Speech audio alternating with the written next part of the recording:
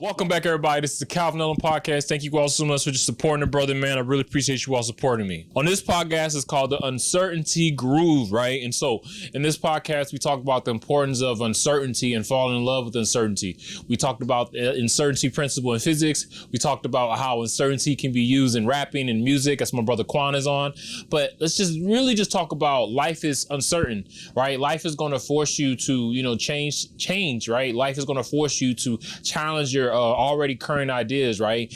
And the Taoism, the yin and yang symbol, if you look at it, it really represents that as well. They believe that balance is not static, it's continuous, right? And that balance really means harmony. And harmony only really represents if both forces or you're moving in both forces equally. And no both forces are opposites, right? And so when we take that concept and we take it in physics, we take it in rapping, we got a really good smorgasbord. And so please make sure you all check it out. I really appreciate you all supporting the podcast. Peace out. Been hard, it's been a minute, Shawty always in her feelings, Lately I've been in my bag, I don't know if I can really hop up in it, Call your phone, I always hit it up, but you never seem to pick it up. Started thinking it's only beneficial, so you better know you ran out of luck. Been hard, it's been a minute, Shawty always in her feelings, Lately I've been in my bag, I don't know if I can really hop up in it up. Call your phone, I always hit it up, but you never.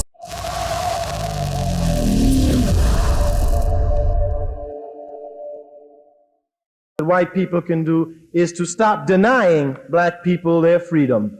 That is, they must stop denying freedom. They never give it to anyone. Now, we want to take that to its logical extension so that we could understand then what its relevancy would be in terms of new civil rights bills. I maintain that every civil rights bill in this country was passed for white people, not for black people.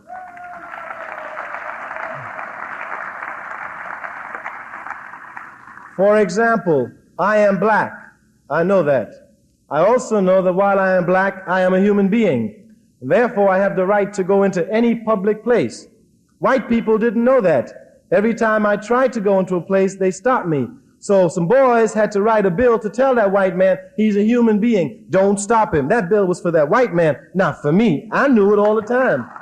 You sat down and say, what can we do to ensure the success of our students by any means necessary? And there's people, there are naysayers, there are frenemies, there are enemies, but there are people that are doing the work, right? You know what I'm saying? White, black, or whatever you want to call it. There are people that are in the classroom, they are leading kids, they're getting high test scores, and they're doing the work. And they're doing it in a way where they're not working harder than their students. Mm-hmm. You understand what I mean? Like, there are change agents, not even just in classrooms, but just people that know the value of culture and how to use it to their advantage. Mm-hmm. Where we have like people like Ron DeSantis, who says we're going to only judge people by the individual and not as a group, right? Which is, when you say those things, the layman mind may be like, yeah, you know what I'm saying? We should judge everybody based off the individual. But if you just neglect the environment and how that plays into the individual, and how culture and environment and subcultures are so complex and intersectional, you can't just say we're going to just judge everybody by the individual, right? There's so much more in the pot, so much more in the gumbo, right? And so my first question, and so to everybody, we're going to do something, something that's uncertain. This podcast is called, just walking in uncertainty. It's a mixture of, just some things I've been really passionate about, physics, and then also music. That's why I got my brother Quan on. Mm-hmm. Quan is an educator, but he's also a music connoisseur, rap connoisseur. And we're just here to just kind of break stuff down in a way to allow you to learn, hopefully about physics, maybe. Then also just learn about, music, and just, two brothers coming together to connect. So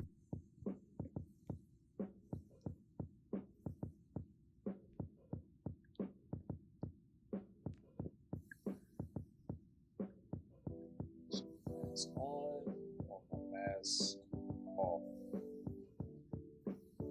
I had it on yesterday. Should I have it on right now?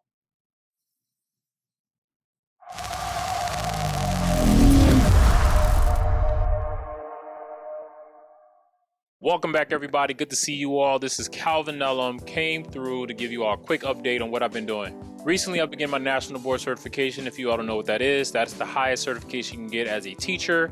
I'm currently in my third year, pretty much getting my national board certification in physics. And if I get this, I'll be able to teach all over the country.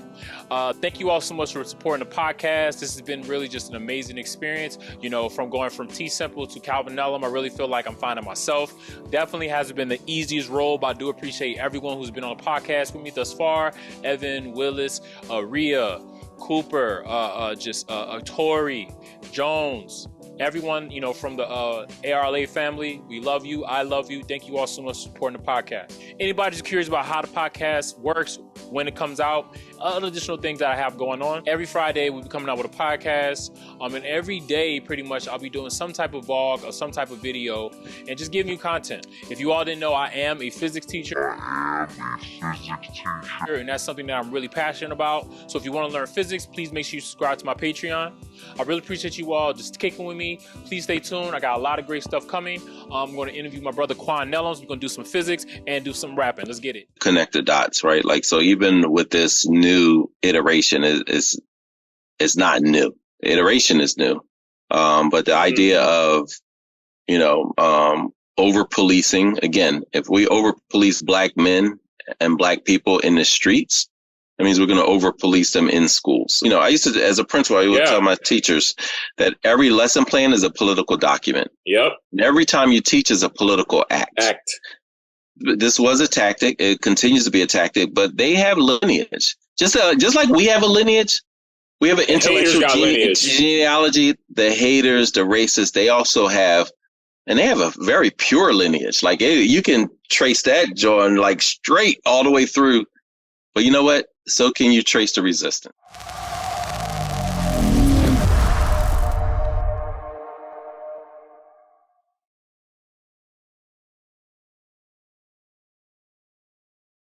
So I first just want to just talk about, Mussolini. You know who that is? Mm-hmm. Benito Mussolini. Yeah. Right. So, he was a fascist, right, in Italy. When he was invading with Hitler. Yeah. When he was invading Ethiopia, I think he discovered jazz, or he, became upon it and he outlawed it. Mm-hmm. Right. And same thing in Germany. Yeah, he just outlawed it, that you couldn't play jazz, right? In Italy, this, black form of art, this art that is, how would you describe jazz? And what is your favorite jazz player? Jazz is chaotic melodies, chaos, that sounds so good. My favorite, of course, I like the older guys, man. I like the Coltrane's, and apart from Coltrane, the sounds of his music, I like his story. His story of redemption. Yes. My all-time favorite since I was a kid was Louis Armstrong. So yeah, man. And, absolutely. That's from your neck of the woods, right? Yeah, so, New Orleans, man. Yeah, Louis Armstrong. Coltrane, Davis. I can listen to all of them, all the old stuff. Yeah. Right now, Glasper, Kamasi Washington. Yeah. All the these new standards are good too. So, nah, man, absolutely. And the ironic part is just when we say the devil is out when the devil's out because we're doing something right because the devil's out, right? He's screaming, and no matter how much you try to stop something, no man can stop whose time has come. And his son became a jazz player. Is that right? I didn't know that. Yeah, you know what I'm saying? Like what, like that, just the irony of that, right? This literally one of the components or one of the leaders of the World War II, right? The people that was trying to take over the world with Hitler, right? You know what I'm saying? He outlawed something that was so just freestyle, something that was so beautiful. And his son became, became a jazz, artist, and a good one probably, you know what I'm saying? Mm-hmm. Like just the power of, I don't know, man. I guess just like what is the problem with man's just infatuation with trying to be linear, like not having room for growth. I remember growing up in New Orleans, Louisiana, man, and I remember them telling you like, you couldn't have dreads. You couldn't have braids. You had to be clean cut. I remember we were walking in straight lines. You know what I'm saying? This was a forced segregated school in the 2000s, right? So, this was a predominantly white neighborhood in the 80s. And it got, you know what I'm saying? It got forced segregated because of, you know what I'm saying, of the South, right? And now it's 50% black in a, you know, certain type neighborhood, right? But the dynamics was still, you know what I'm saying, what it was. No culture was ever present, right? You know, but it was a sense of control. Why do we feel like we have to control culture in order to control people? No, you just said it. It's that control. And what the podcast is about today, that uncertainty. That uncertainty is uncomfortable. You know, we all like to feel certain. You know, certain things. So if I'm walking outside, you know, if it's not certain footing, you know, I'm like, oh, this is a little uncomfortable. I'm not going to feel comfortable walking across this area if my footing is not certain. You know, if I blindfold you and tell you to just feel yourself around it, you know, you're gonna feel uncomfortable. And so I think that's just human nature. Like, we are uncomfortable when things are uncertain. And so if it's something I don't understand, I'm gonna try to control it to make it something I understand. And so if I'm introduced to a cultural element, I'm like, yo, I don't like nothing I know. I'm going to try to mix it with something that I do know. So, you know, so I'm saying, all right, well, let me bring this over here to make it look like, okay, you got that cultural thing that you're doing is so foreign. I'm going to try to make you be less foreign and, you know, so I can be comfortable around it. And so I think it's all about that whole not comfortable with being uncertain and wanting to be in control so that you can be comfortable. Yeah, absolutely. You know, and we find that in, you know, Native American culture where they literally, you know, they're so connected with nature, right? Their cloth is made out of, you know what I'm saying, nature. The way they connect with the land, you know, it's very sacred to them, right? Where man, it's very separate, right? You know, man has a infatuation with materialism, where culture and materialism can either only be beneficial if it's for profit, not for salvation and liberation. Like where, you know, the Native American people in the South Dakota access pipeline, right? You know, when the government was trying to put the, you know, the oil rigs through there because we need oil for energy, right? But also you're putting that through sacred land and that's going to pollute our water, right? Our water is sacred. We got to protect water. Water is a life force. The government always prevails, right? You know, and even right now you have where in, you know, in France, they're going through their own George Floyd right now, where they having, you know, police brutality and this constant sense of gaslighting where you have this, you know, this BIPOC kid who was killed, right? And, you know, wherever you want to call it, they are so upset about and definitely you should always protest in, you know, in a nonviolent way, but there's still a sense of gaslighting where it's a elite that is caring more about materials versus why you shouldn't be killing human beings. You know what I'm saying? Especially marginalized. Importance of, you know, just loving uncertainty. And I guess like, why can't we love that? You know, why can't we fall in love with just the uncertainty of things? I mean, New Orleans is just an amazing place because there's so many different cultures. You're just forced to, like, you know what I'm saying, be, you know, engulfed in it. But it's just, you know, you still have sense of racism, right? You know, and it's like it's kind of like when the slave master, right, when he would, you know, unfortunately be infidel with one of the slaves, have a kid, right? And then leave wealth to the kids, leave wealth to the, you know what I'm saying, to the slaves that he had, you know, mischief with. I love, but control, you know, just that concept of that, you know, it's an interesting dynamic. And so what we're going to do today, we're going to do a quick experiment. And it's just called the double slit experiment. And it talks about a duality. And, you know, for me growing up, I always felt like I always had a, you know, either be for the system or be against the system. And now I find a life where I have like I'm in the between now. You know, I know how to navigate both. How about you? As far as what? Do you live in a duality type mindset, or are you more linear or more like straightforward, or do you like to, you know, break out? You know, a good friend of mine, he says, you know, especially as men, we have to be, everything we need to be at any given moment. Mm-hmm. So if I need to be on the side, I have to be that in that moment. If I need to be in between, I need to be there in that moment. If I need to be decisive, if I need to be linear, if I need to be open-minded, so whatever it is I need to be at that moment, I think that's where I'm at now as far as, just with maturity. And that causes me to look at everybody.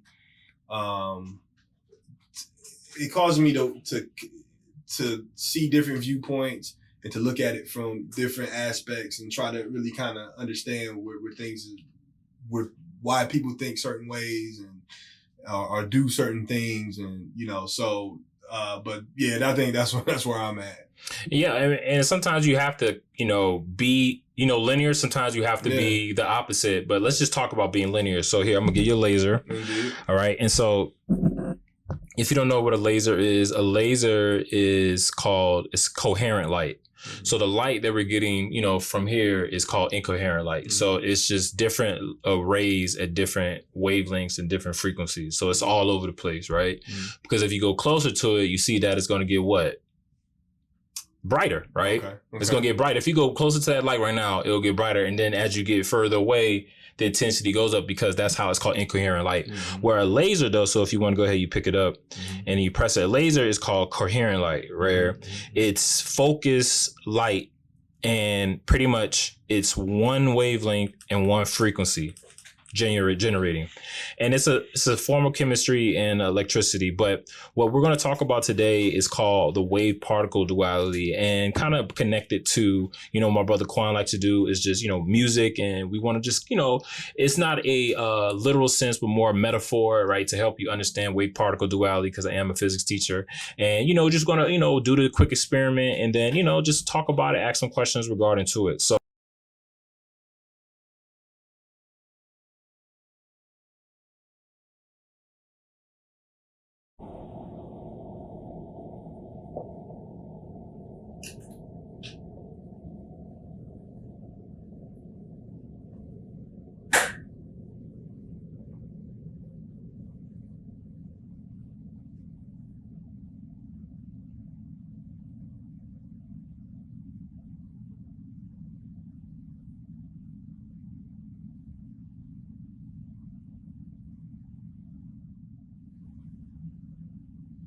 So as we see, so if we shine a light on it, you see that it, it's just what do you see? I see the red light. See, like maybe it's a little pulsing, see some pulsing a little bit. It's not just solid light. I can see like some movement within that light almost. Already. Yeah. All right. You can already see it's not just a particle, right? Mm-hmm. And so when we describe particles, particle is typically you, right? You're made of a bunch of particle. A particle is atoms, right? It's a collection of atoms, right? It's kind of like a solid, right? It's just something like this, this turtle is made out of particles. A microphone is made out of particles, excuse me. But when we get into the smaller realm, particles start behaving like waves, right? Now, I don't know if you could think about it, how can a human, or how can you be a wave? Can you be a spirit? If you think about like what they say, the Father, Son, and the Holy Spirit, right? They say the Jesus was the bread, you got to eat it, and then the Holy Spirit, right? Welcome, ladies and gentlemen, to a world where nature struts its stuff, unapologetically flaunting its vibrant colors and awing diversity. Get ready to witness the raw power and sheer magnificence of biodiversity. But you may ask yourself, what in the world is biodiversity? Brace yourself, my friends, for a feast of life so rich, so tantalizing, it'll make your taste buds tingle. Biodiversity is the grand symphony of existence, where every note, every rhythm, and every living being adds unique, glorious flavor. Prepare to be enchanted by the first dimension, ecological diversity.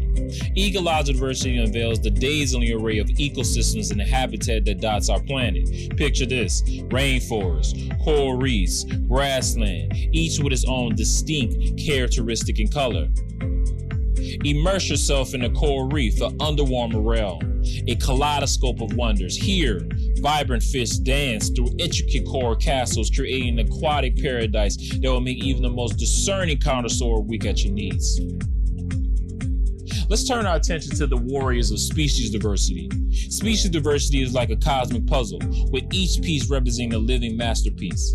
It is a grand life woven into the meticulous details, ensuring that no two creatures are alike. The Amazon rainforest is amazing and bursts to the heart of our beings. Behold the breathtaking magnificence and majesty of the jaguar, or the elusive tree forest. This lush kingdom epitomizes the unrivaled richness of species diversity, where every habitat plays a vital role to the symphony of life.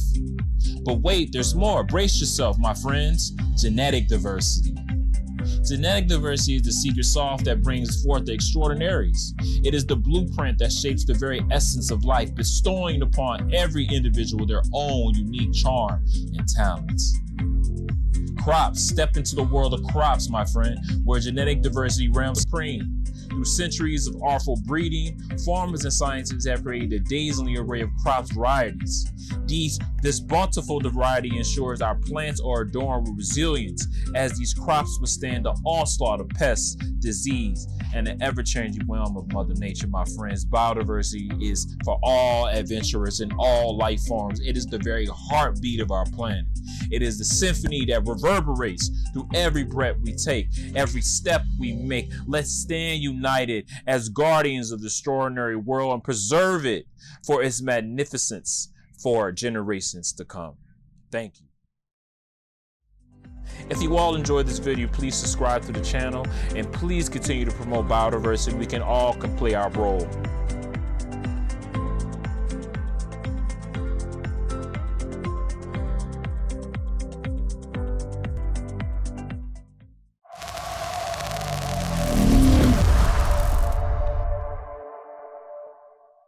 You know, is that what they meant? No, I mean, you talk about you have a body, you have a spirit, you have a soul. You know? So at this present moment, I'm a body that's, you know, your particle, that houses a spirit, I guess you would say. Yeah. You know? So okay. Yeah. So, but yeah, I mean. So are you a wave? I don't know. Am I? You don't know, but you are. Are you made out of electrons? Yeah. If I'm made out of particles, I'm made out of electrons. Definitely made out of electrons. So what if I told you that electron behaves like a wave and a particle? You know, electron's a particle. Indeed. But it also behaves like a wave. So are you a wave? Yeah. Isn't that interesting? Very right? Interesting. And so that is. I'm solid and a wave at the same time. Right. And so we're gonna do an experiment and just kind of just talk about that, and then but also connect it to just rapping. So before we do the experiment, right?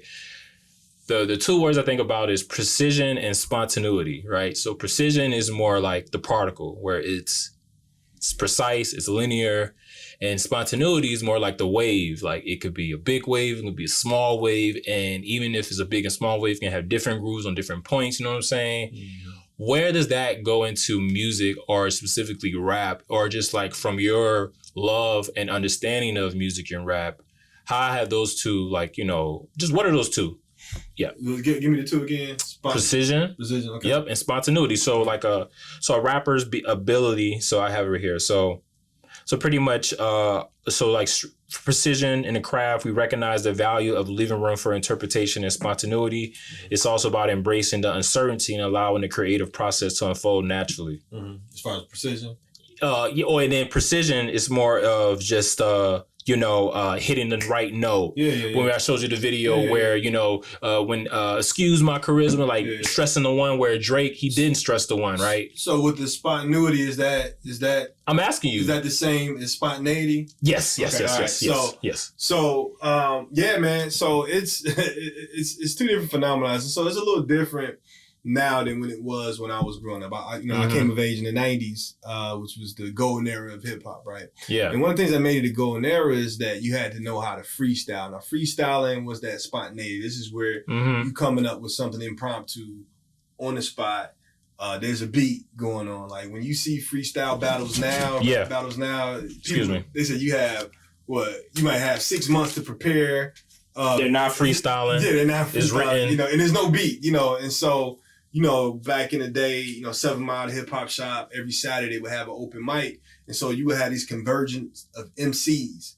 And you don't know what beat is coming on. Mm-hmm. Everybody's in the circle. You don't know who's about to get on the mic. And you don't know what they're about to say on that mic. And you don't know if they're about to say it towards you. You know what I'm saying? And if they say it towards you, now you have to respond. And, and not only did you have to respond, it has to be sweet. It got to be on beat because people want to, he said it, And then, and then you have to make sense. And so all that is going on, and you have to be spontaneous with it, right? And so that's that freestyle element of it, and that was different because when people hearing you freestyle, like, oh, he just rapped about that bag right there, and he related it to my man's shirt, right? You know what I'm saying? Yeah, he said that my man's shirt like that bag, and and people go crazy over it, right?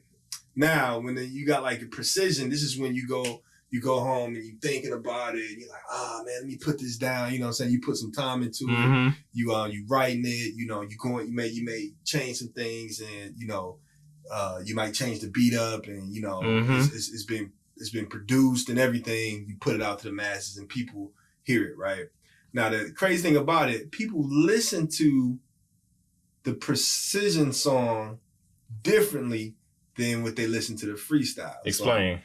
Well, because it's spontaneous and people know it when you in a freestyle battle. Yeah. And it's spontaneous and people know it. My personal belief is that they caught up in a moment. MTV, y'all know I'll punish the list. The jury are faking, ain't none of them rich. Notice they keep watching them. No stopping them. V-neck, crushed linen, suede Louis moccasin. Interesting. Yeah. And so oftentimes this is the big dilemma with the people who like go into the freestyle battles and stuff.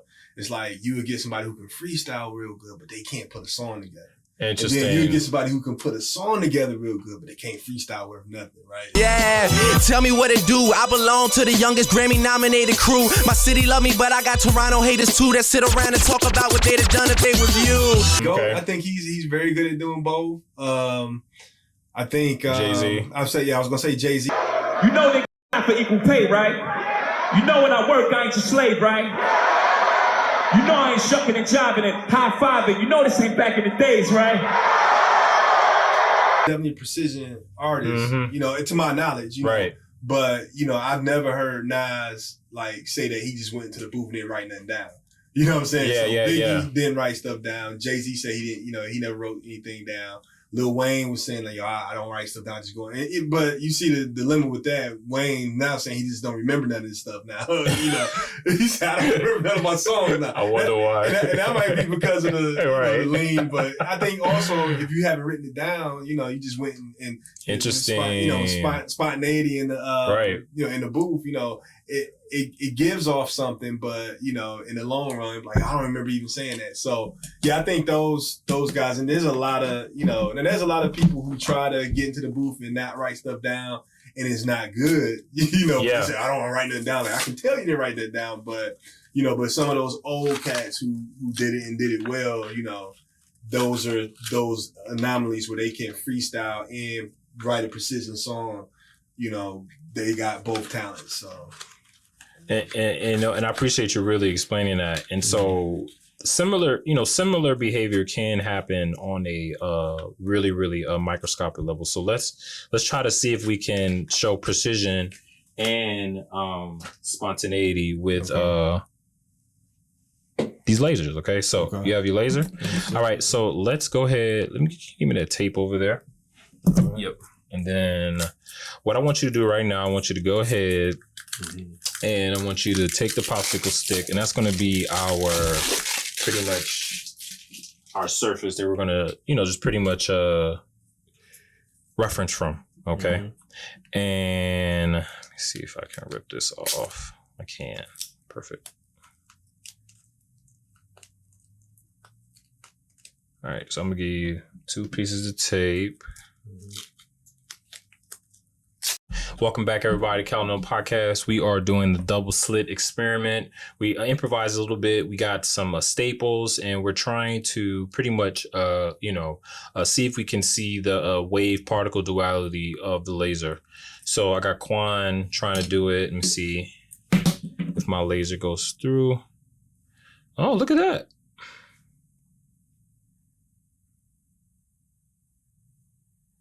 So what you want to look for, Quan, is you want to look for a light on top of a light. So it should be a space and then a light and then another space. And that is called a diffraction pattern. Okay.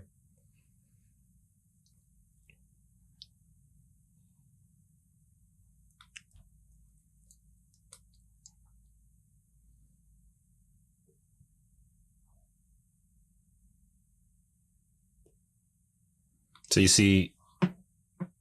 Yep. So that's what it is right there. So it's dispersing it. Yep. Yeah. Mm-hmm. Yep. Mm-hmm. Yep. And so this is a really very, very fascinating part of physics, because, it just allows us to understand that, what I'm saying, we're not just a particle. We also behave like, a wave.